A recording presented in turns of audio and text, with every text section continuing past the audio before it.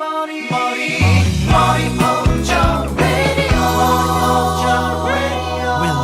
Morio Radio.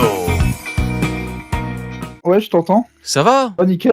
Imo, super impressionné sur l'apparition d'Imo, là. Ouais. Choquante, quoi. T'as des trucs piquants à nous raconter, des trucs de fou, dis-nous tout. Mais j'ai des théories de fou et je pense que j'ai aussi des trucs qui pourraient valider pourquoi Imo saigne quand elle débarque.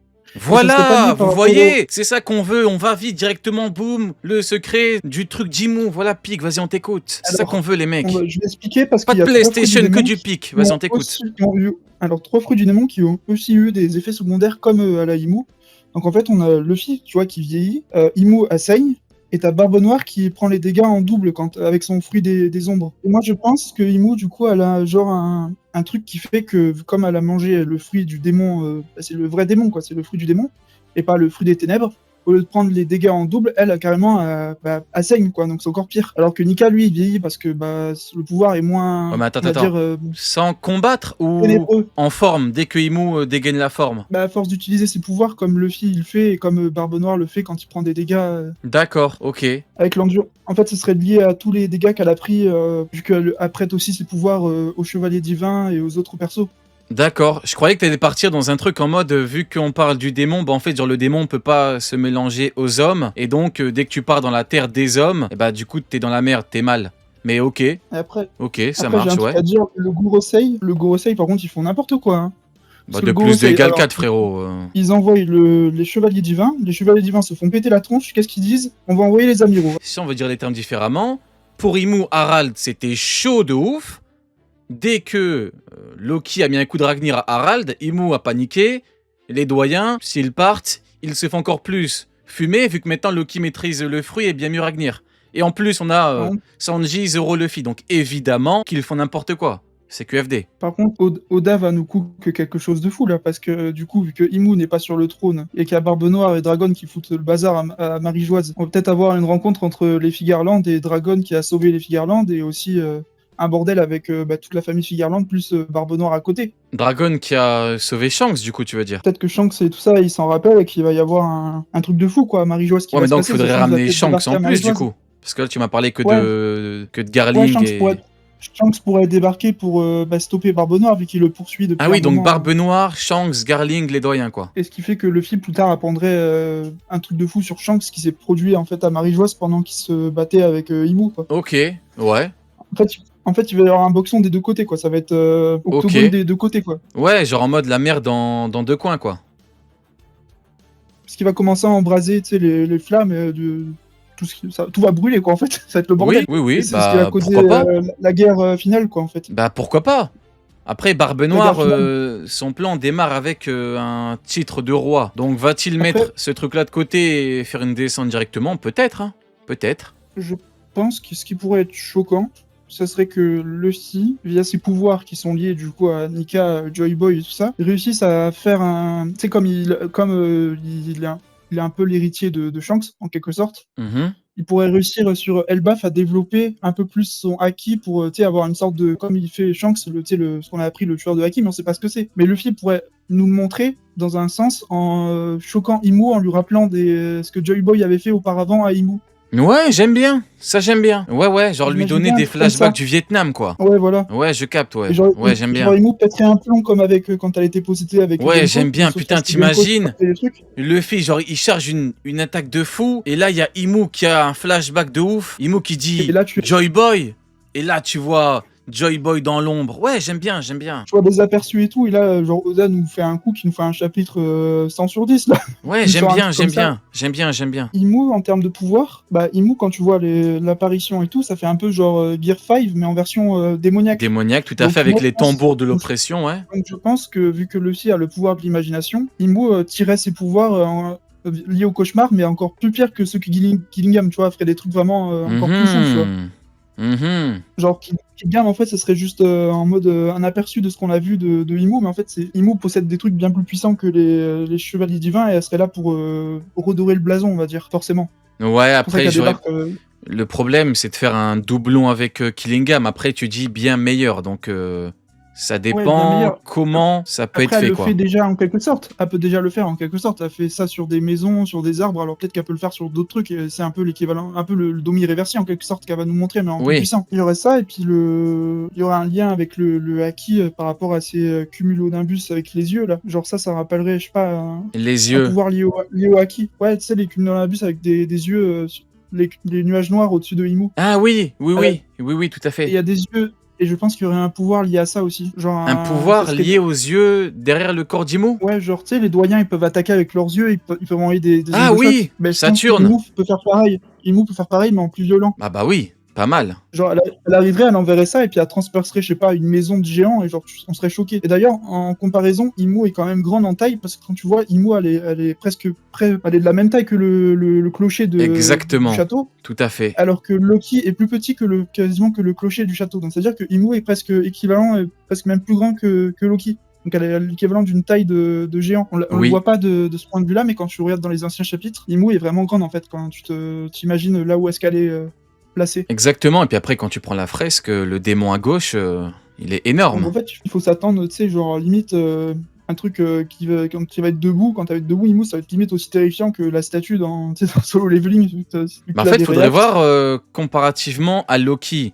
Ça donne quoi? Faudrait voir, t'imagines la même taille que Loki? Oh, t'imagines avec ce Kara Design? Non, mais non. Et Ce Kara Design est la après, même taille que faut dire Loki, mais j'imagine même pas le bordel. Oh, c'est effrayant. Et Imu est là aussi pour nous montrer du spectacle entre Loki et Ragnir, parce que du coup Ragnir et Loki ils ont rien montré encore. Luffy il est à sèche. Il est à sec, mais le Ragnir et Loki ils ont mangé en premier, donc ils sont déjà presque prêts à aller affronter Imu. Donc ils vont nous montrer du ça le prochain chapitre. Tout à fait. Et j'imagine bien. Bah en fait, c'est ce qui pourrait nous permettre de voir les limites. C'est ce qui pourrait nous, parce qu'on peut théoriser le niveau de Loki et de Ragnir, mais on peut pas théoriser le niveau de Imu. C'est pas possible actuellement. On peut pas. On n'a pas d'éléments. Mais en se basant sur l'affrontement avec Loki, ouais, là on pourrait en parler, ouais. Et genre, je pense peut-être avoir trouvé presque un nom d'attaque pour hyper puissante de Loki lié combiné à Ragnir. Vas-y, donne le nom. Genre tu vois le Ragnarok. Dans Ragnarok, t'as Rox. Donc il pourrait faire un jeu de mots avec le Rox de comme Rox Kaido du coup. Parce qu'il adore le lien, ouais, mais genre en plus puissant, mais avec un supplément dans le nom. T'as un Ragnarok. Ragnarok. Ouais, un truc dans le genre. Ah ouais, toi on a un poète avec nous là. Il nous a dit Ragnaroks. Genre, ouais. Tu vois, attaque combinée, genre il nous sort un Ragnaroks avec le Nilfheim de Ragnir, donc ça ferait Nilfheim, Ragnarok, et il envoie une attaque de fou sur Imu, tu vois. Un peu à la mode Ikoku, tu vois, de... Ouais, j'aime bien. Je suis pas à côté du conducteur du train, mais vu que le billet coûte pas cher, j'ai quand même payé le prix du billet au cas où, tu vois. Ouais, j'aime bien, je suis en mode Vini, là. Ouais, j'aime bien. T'imagines aussi, s'ils font pas ça, genre Luffy qui lâche un gros coup de haki comme ils ont fait quand Roger et Garp avaient affronté, Imu. Ouais, bon, technique combinée. À la place, t'aurais Loki qui magerait Rox dans son attaque. Et Luffy qui magerait Loki Roger. et Ragnir et Luffy Gear 5, oui, bah oui, là, en termes de niveau, on tape... Coup, quand Imu va se faire taper, quand Imu va se faire cogner, elle verra Rox et Roger dans l'attaque de Luffy et Loki. Je préfère que Imu voit en Loki le dieu de la guerre, et que Imu voit en Luffy... Joy Boy, je préfère ce truc-là. Il serait temps que Oda nous montre un peu du siècle oublié. Maintenant qu'il nous a dévoilé tous les personnages qu'on n'a pas vus, qui étaient cachés. Ouais, parce que Roger ouais, je préfère largement... Tu sais, là maintenant on parle avec Imu, là. Là on est dans quelque chose, ouais. Mais de ce que j'ai vu dernièrement, Oda n'a sorti aucun chapitre qui était très bas level. Donc le prochain chapitre et encore le prochain et le prochain d'après, là... mais là regarde, pour moi, c'est simple. On est vraiment dans le même contexte, entre guillemets, que l'introduction de Xebec au chapitre 1154, si je dis pas de bêtises, en fin de chapitre. Tu te rappelles du prochain? Je reviendrai, le Davy Back Fight, New Gate... Non, mais là, le prochain chapitre, là, il va être pire. Genre, t'imagines... Là, on va voir des trucs qu'on n'a jamais vus de notre vie. Conclusion de fou. Luffy et Loki qui crient à Imu, je suis là, genre Imu, et... Imu qui regarde dans la direction de Luffy et Loki et qui voit du coup la phrase justement que tu dis. J'en ai parlé à 5 minutes quand je t'ai dit technique, tu vois Joy Boy, putain mais c'est toi. Et le dieu de la guerre avec le nom du dieu de la guère. Putain, honnêtement petit regret. C'est dommage que Imu parle pas de Ragnir, de Ratatosk. J'aurais trop bien aimé que Imu dise C'est donc toi, Ratatosk. Mais vas-y, on va mettre de côté. Ouais, vas-y, dernier mot. T'as Luffy qui répète les mêmes mots que Joy Boy, et genre c'est comme ça que Imu du coup a des flashbacks du Vietnam en fait, parce que Oui. Imu revoit le Joy Boy dans Luffy en fait, parce que Luffy et Joy Boy seraient un peu la même personne, mais en mode ils parlent de la même manière, tu vois. Du coup, Imu comprendrait pas comment c'est possible de revoir la même personne alors qu'elle-même l'aurait vaincu par le passé, tu vois. Ok. Bon, bah écoute, merci Et beaucoup. merci pour le pic que tu nous proposes. Merci à toi pour le pic. Gros big up, mon frérot. Passe une très bonne soirée. Merci. Allez, ciao, ciao. Oh là là. Non, vas-y, je te prends pas, Rusher. Je te prends pas. Imu égale Luffy Dressrosa, je te jure, je te prends pas. Non, non, non, non, non. Heureusement que t'as changé ton blaze. Je t'aurais pris, t'aurais raconté n'importe quoi. Et je vais prendre Veyunichi. Non, non, non, non, toi je te prends pas. Non, non, t'es fou quoi. Veyunichi, tu m'entends? J'allais prendre le Rusher, mes frérots. Regarde le blaze.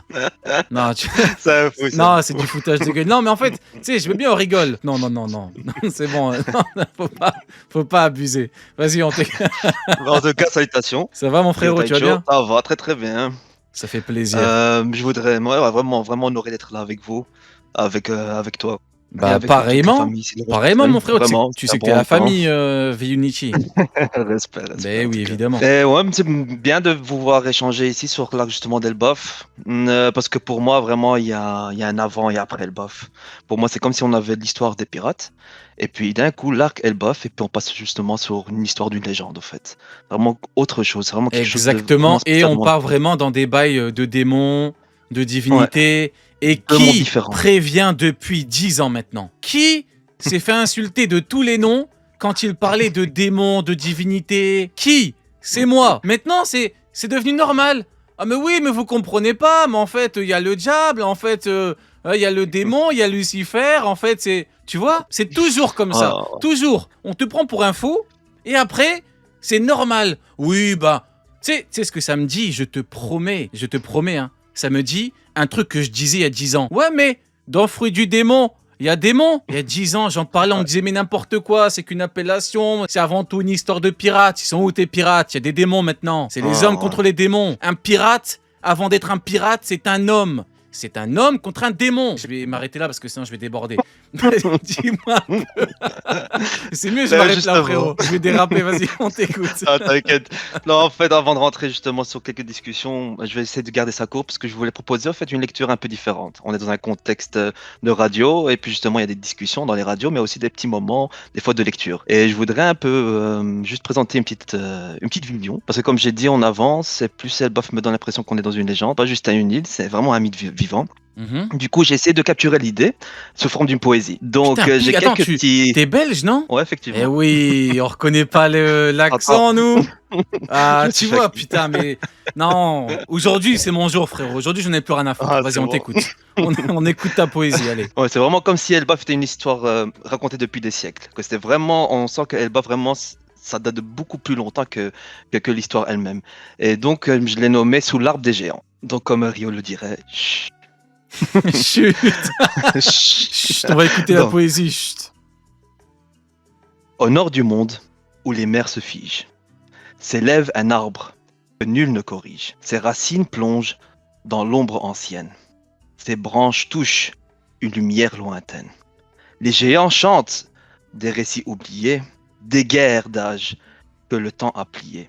Leur voix porte l'écho d'un autre matin, d'un monde que les hommes ne savent plus enfin. Au fond, dans la nuit que personne n'explora, rampe une vérité que le silence dévore. Un souffle ancien, un murmure qui ronge, comme un dragon nourri de mensonges. Au sommet, immobile, un regard veille.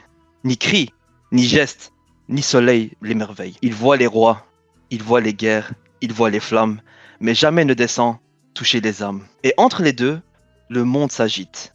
Les voix se croisent, la haine s'invite. Les récits montent, descendent, s'enchaînent comme un vent qui attise les peines. Mais un rire fend le ciel et la mer, libre, insolent, défiant l'univers. Ni racine, ni sommet ne peut le plier, car il danse, danse, danse, là où tout doit plier. Et l'arbre tremble, pour la première fois. Ses feuilles frissonnent, dans un ancien émoi, car ce rire annonce, dans le vent qui gronde, la fin d'un ordre et la naissance d'un monde. Donc Eh vraiment ben, pour moi, tu deviens Je suis un- mon belge préféré. Tu deviens mon belge préféré. sais, William Shakespeare, là, dans sa tombe, là, s'il entend, il se lève. Il pactise avec Kimou, il se lève. Il dit non, il faut que... Ah, c'est fini. il faut que je... Non. Pablo Neruda, frérot, Pablo Neruda, il entend ce truc-là, il pète les plombs. Non, Il pas dit du non, tout. c'est trop... C'est trop pique. Non, c'est trop pique. Tu sais que je suis un Merci. grand fan de Merci. poésie. Tu as fusionné mes deux passions, quoi. La Ah, poésie c'est cool. et One Piece. Putain, On a un quel point pic. commun. Du Eh coup, ouais, je voulais vraiment excuse-moi, je t'ai coupé. présenter Vas-y, Elbaf. tu voulais parler de quoi, Non, du non, coup pas du tout. Non, pas du tout. Bah, c'était justement, dans cette poésie, justement, quand je l'analysais, j'ai vraiment vu Elbaf comme une structure. Et c'est vraiment un monde qui est organisé comme vraiment l'arbre. Avec tout en bas les racines, un endroit sombre, tu vois, invisible. Il y a quelque chose qui ronge lentement les fondations. Et dans la mythologie nordique, on appelle ça littéralement Nidhogg. Et donc, on a bien sûr Loki. Je suis bien curieux de ce qui va se passer par la suite. Et dans One Piece, justement, tout ce qui se passe en dessous, les fondations, etc., c'est ce qui peut représenter justement la vérité enfuie. Ce qu'on a aussi le siècle oublié. Et peut-être il y a quelque chose que peut-être on ne sait pas, que Loki, peut-être lui, il sait beaucoup de choses sur le siècle oublié. Je sais pas, je suis curieux de vraiment de voir la suite. Parler ensuite du milieu de la structure. Tu vois, les pirates, la marine, les conflits, tout ce qui bouge, tout ce qui fait du bruit. Donc c'est vraiment un monde qui est bloqué entre les deux, le siècle oublié qui est en bas, et puis la partie qui est en haut.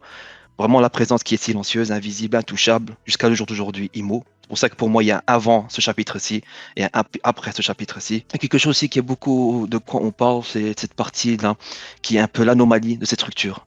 Parce que comme on voit la structure, elle a toujours été, elle était là, celle du dessus, on va dire par exemple c'était Imo.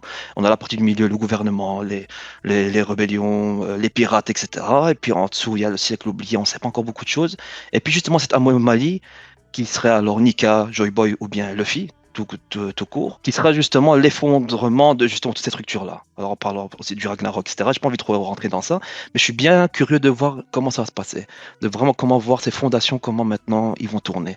Parce que le fait que Imo vienne, comme j'ai dit, il y a un avant et un après. Tout à fait. Et Ratatosk, et le Ratatosk pour moi, Ragnir, c'est trop un piège. Je sais pas pourquoi je le sens, je suis dans le, je suis vraiment en train de Ragnir incroyable. Un Mais piège. pour moi, c'est un piège. It's a Je sais trap. pas, parce que The Ratatosk, motherfucking trap. c'est vraiment un trap. C'est Pourquoi je sais pas? c'est the Yeah, motherfucking because trap. the trap. Trap, Ouais, trap, ouais, trap je ou sais quoi? pas.